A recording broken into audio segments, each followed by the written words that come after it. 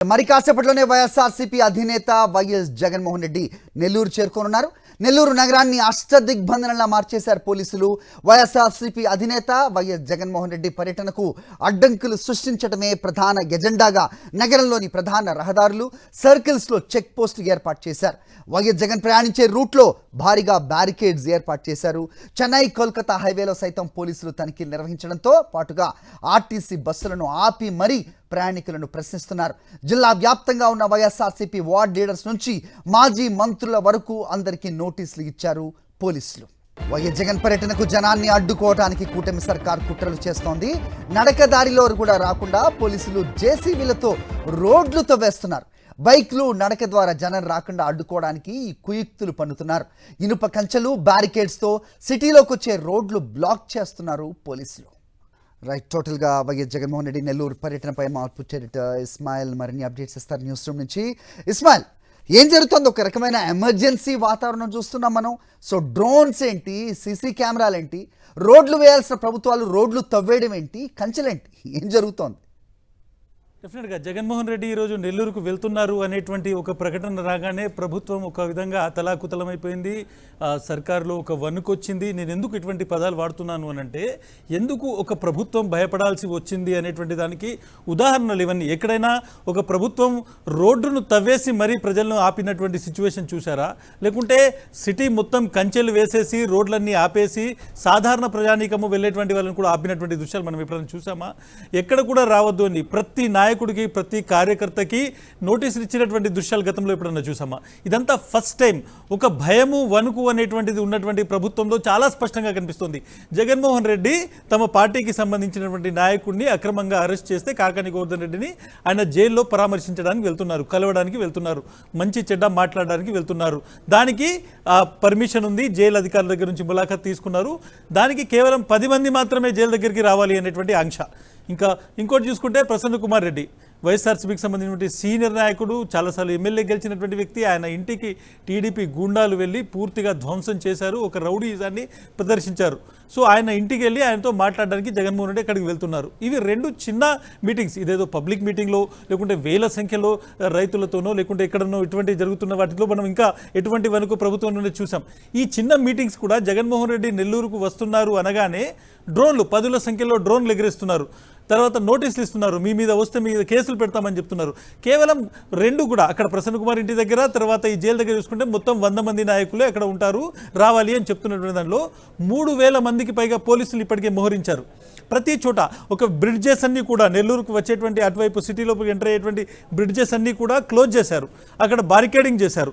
ఒకవేళ ఎవరైనా కింద నుంచి నడిచొస్తారేమో అని చెప్పేసి కింద ఉన్నటువంటి మట్టి బాటలో ఉన్నటువంటి దాన్ని ప్రొక్రేన్లతో తవ్వేశారు. వాళ్ళు చెప్తున్నారు, తవ్వేటువంటి ప్రొక్రేన్లు తవ్వేటువంటి వాళ్ళు జగన్మోహన్ రెడ్డి వస్తున్నారు కాబట్టి ఎవరు రావద్దని తవ్వుతున్నామండి, సాయంత్రం వరకు మళ్ళీ పూర్తి చేయమని చెప్పారు అనేది కూడా చాలా క్లియర్గా చెప్తున్నారు. అంటే ఒక వణుకు, ఒక భయం అనేటువంటిది ఏ విధంగా కనిపిస్తుందో మనం చూడొచ్చు. జగన్మోహన్ రెడ్డి ఎక్కడికి వెళ్ళా జనం వస్తున్నారు, ఆయన పాపులారిటీ అనేటువంటిది ఇంతగా పెరుగుతోంది. ఆయన మనం చూసుకుంటే ప్రతి చోట కూడా ఎందుకు ఈ స్థాయిలో జనం వస్తున్నారు, ప్రభుత్వం మీద వ్యతిరేకత అనేటువంటి చాలా స్పష్టంగా అందరికీ అర్థమైపోతుంది అనేటువంటి ఒక భయము, అలజడి ఈరోజు కూటమి సర్కార్లో కనిపిస్తుంది. అందుకే ఈ తరహా అయినటువంటి దృశ్యాలు చూస్తున్నాము.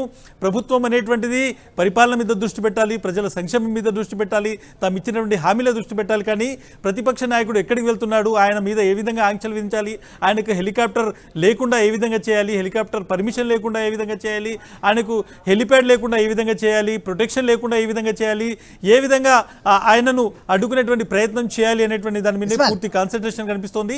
దానిలో భాగంగానే ఈరోజు ఈ నెల్లూరులో ఒక కొత్త ఎమర్జెన్సీని చూస్తున్నాం. హరి ఇస్మాయిల్, అయితే గత 5 సంవత్సరాల పాలనలో మనల్ని ఎవడరా ఆపేది అంటూ పవన్ కళ్యాణ్ వెళ్లే పరిస్థితి నిజంగా ఉండేదా?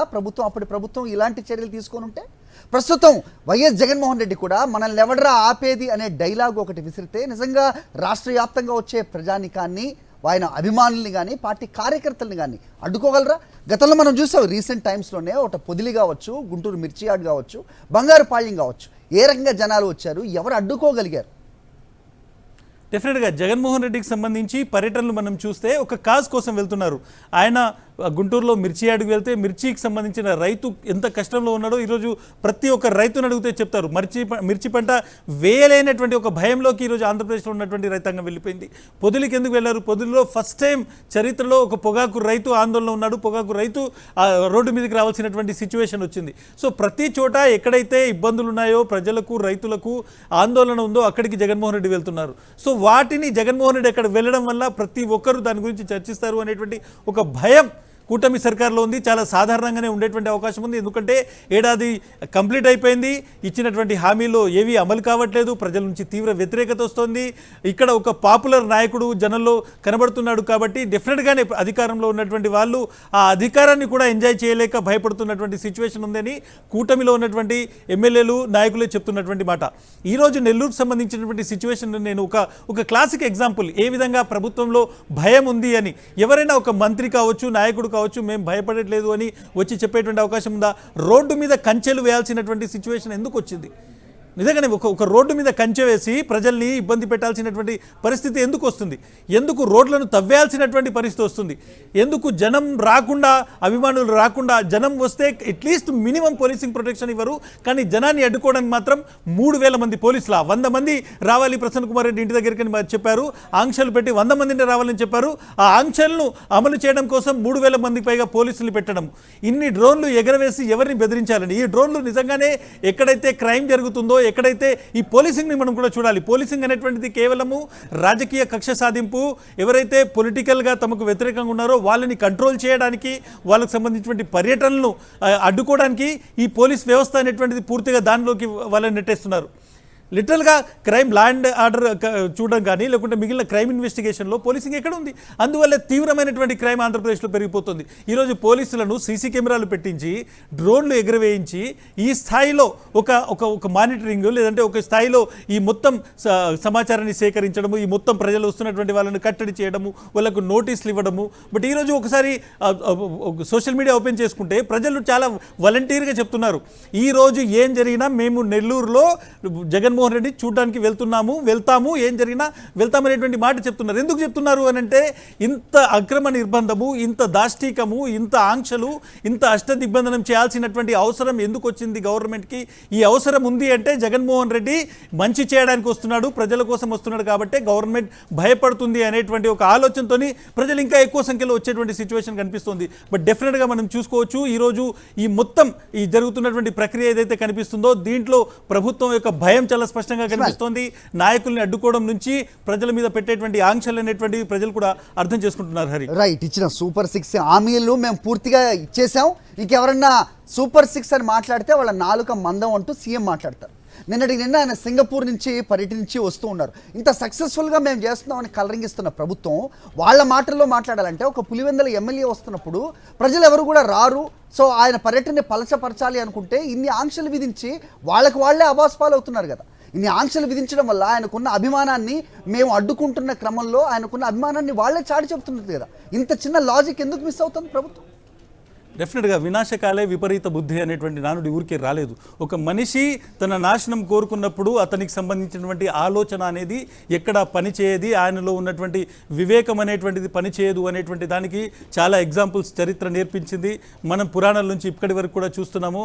అధికారంలో ఉన్నటువంటి వాళ్ళు చేసేటువంటి పనులు ఎలా ఉంటాయో ఈరోజు చాలా స్పష్టంగా అర్థమవుతుంది. ఒక నాయకుడు తన పార్టీ నాయకుడిని ఒక జైలు లోపలికి వెళ్ళి 4 గోడల మధ్య ఆయనను కలిసి పరామర్శించి ఆయనను ధైర్యం చెప్పి, మీ మీద ఉన్నటువంటి అక్రమ కేసులకు మీరు భయపడకండి, మీరు ధైర్యంగా ఉండండి, మీరు ప్రజల కోసం పోరాడుతున్నారు, ప్రజల కోసం పోరాడేటువంటి సమయంలో మీ మీద కేసులు పెట్టడము, ఇటువంటి కుట్రలు చేయడము సహజము, మీరు ఒక సీనియర్ లీడర్, మీరు దీన్ని ఎదుర్కొంటారు, నేను మీతో ఉన్నాను అనేటువంటి ఒక భరోసా ఇవ్వడానికి జగన్మోహన్ రెడ్డి ఈరోజు కాకాని గోవర్ధన్ రెడ్డి నెల్లూరు జైల్లో కలవడానికి వెళ్తున్నాడు. ఇది ఒక చిన్న మీటింగు, ఒక 4 గోడల మధ్య జరిగేటువంటి మీటింగ్. ఈ మీటింగ్ వల్ల ప్రభుత్వానికి ఎందుకు ఇంత వణుకు పుడుతుంది అని అంటే, జగన్మోహన్ రెడ్డి అసలు నెల్లూరుకు రావడమే ఈరోజు కూటమికి ఇష్టం లేదు.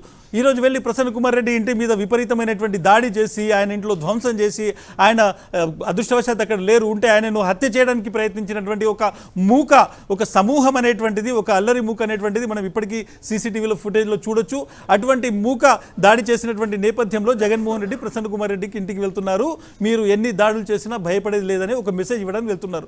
సో ఇప్పుడు మనం చూసుకోవచ్చు, కాకాని గోవర్ధన్ అక్రమంగా అరెస్ట్ చేసింది కూటమి సర్కారే, అటు ప్రసన్న కుమార్ రెడ్డి ఇంటి మీద దాడి చేసింది కూడా అక్రమంగా టీడీపీకి సంబంధించినటువంటి నాయకులే. వాళ్ళే ఒక సిచ్యువేషన్ క్రియేట్ చేసి, వాళ్ళే ఒక పరిస్థితిని క్రియేట్ చేసిన తర్వాత ఆ పరిస్థితిలోకి జగన్మోహన్ రెడ్డి ఈరోజు వస్తున్నటువంటి నేపథ్యంలో దాన్ని అడ్డుకోవడానికి వాళ్ళు చేస్తున్నటువంటిది. అంటే మనిషి ఏ విధంగా ఒక విపరీతమైనటువంటి ఆలోచనలకు వెళ్ళిపోతున్నాడు.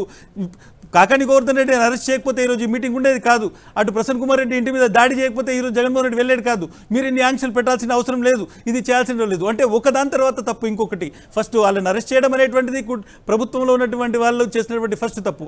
ఆ తర్వాత జగన్మోహన్ రెడ్డి ఈరోజు వస్తున్నాడని అడ్డుకోవడం రెండో తప్పు. దీని తర్వాత ఇంకొక తప్పు కూడా చేస్తారు. అంటే మనిషి వినాశకాలాన్ని కోరుకున్నటువంటి సమయంలో ఇటువంటి విపరీత బుద్ధులను పూర్తిగా ప్రదర్శిస్తాడు అనేటువంటిది చాలా స్పష్టంగా అర్థమవుతోంది.